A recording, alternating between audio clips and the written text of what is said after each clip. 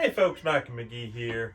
As you know, Caleb caught a bobcat and a possum. I've got them both in here. They've been soaking for about 2 days. Water is a good thing to soak wild meat in. Now this is the possum, this is the bobcat. Now I'm outside, so it ain't gonna hurt the little water drips. Do you see the difference in these two critters?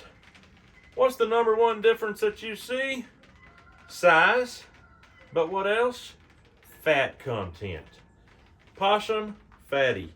Bobcat, lean. Bobcat had to really work hard to provide himself a living. Even though he's young, he's still on his own. He has to catch everything he eats. Possum, he rummages around with no apparent destination. That's the definition of the word lollygag. And he lays around probably 90% of his life, not burning off any energy. So if you were to choose one to fry up, which one would it be? The lean, mean machine or the fatty patty? I believe the fatty one without the hard muscles needs to be fried. That's the one we're going to do today in today's video. In the next video will be how to do the bobcat. We won't fry it up, and I do not recommend you frying it up. We're going to let him continue soaking in water. Let's take the possum, get it cut up, and get it fried in a skillet. All right, here we are. We've got our possum. As you can see, very fatty.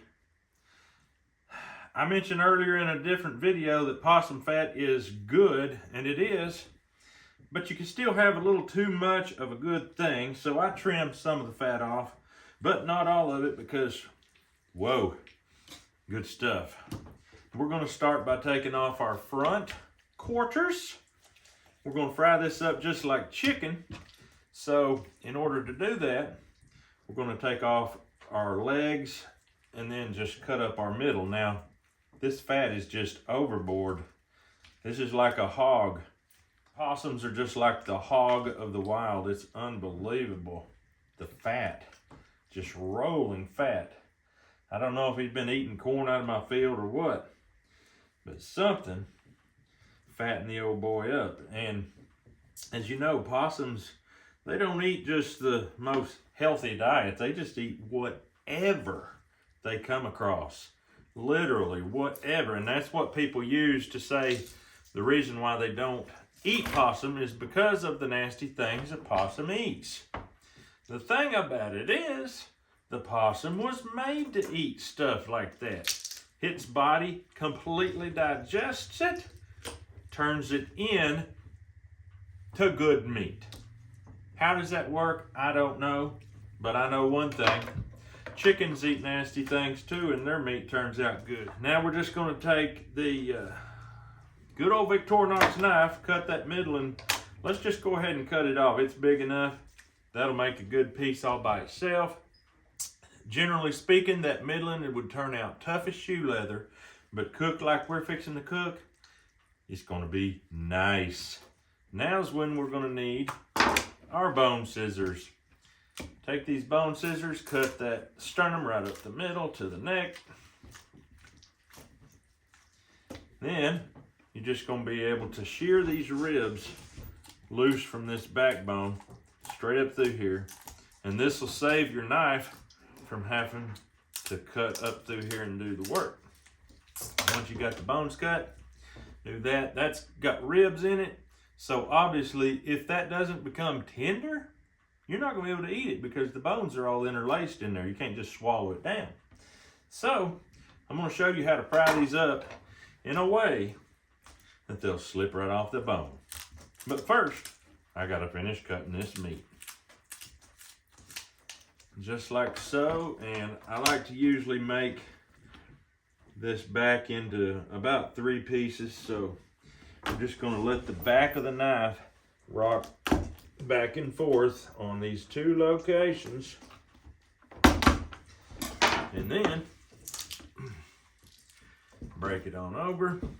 A little bit too big of a bone to attempt with the scissors.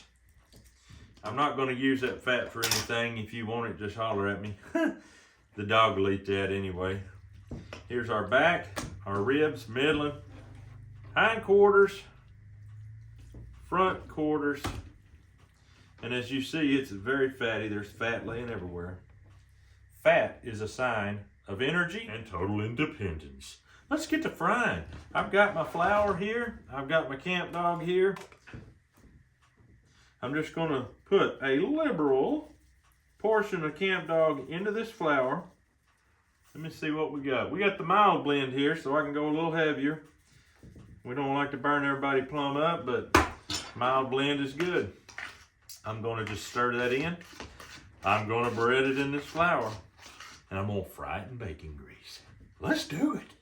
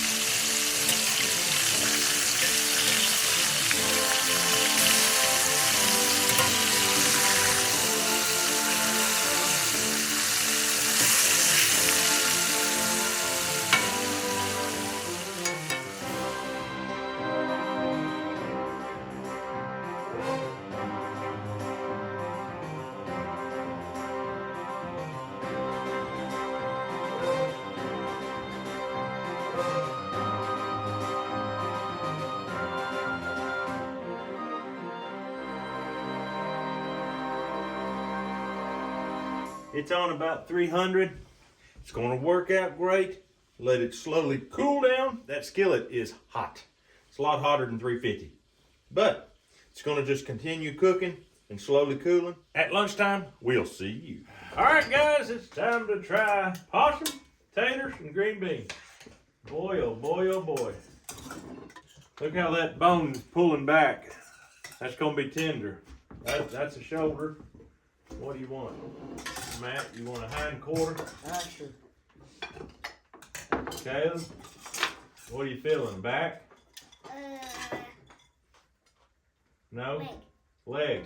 There's only one leg left. There you go. David, if you want to pass your plate, I'm going to give you a big old back. And middling. Mary, you've been feeling back. Well, there's one more back and one back and two ribs and a middling. The middling is what I go by to see if it's tender. I'm gonna grab that middling and we'll see. Sometimes if you don't cook it enough, they just terribly tough. In this case, it's crunchy because it cooked almost too long. I got on the phone with somebody talking about Mangalitsa pigs and the strange issues we're having about them not getting bred. We don't know what's the matter. But he said, ever since COVID, pigs have been getting spots on their livers and they ain't been doing real good. So, very interesting.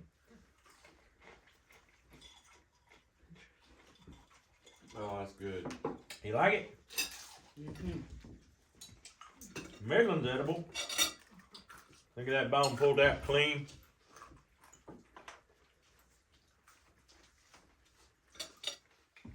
Hard to beat that right there. Can I get some taters and beans?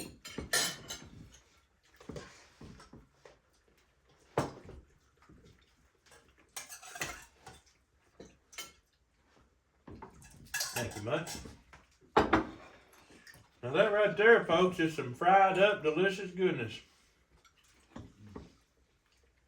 Goes right good with them homegrown taters and them homegrown beans.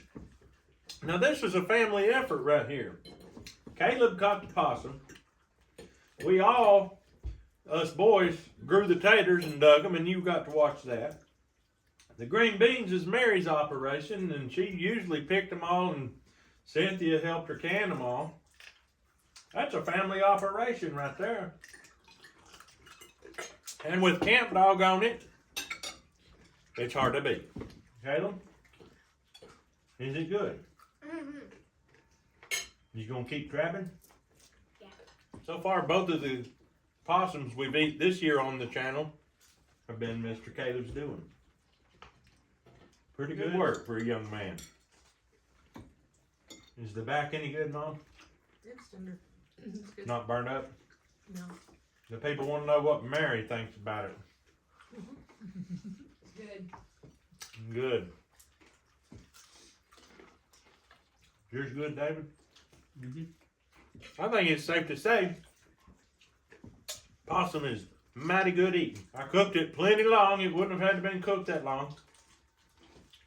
But if you're worried about eating meat that ain't good, go ahead and cook it that long. But just cooking it regular like fried chicken and then bake it for an hour, you be golden. I baked it for probably an hour and a half. But this here, there ain't a thing wrong with it. We like extra crispy anyway.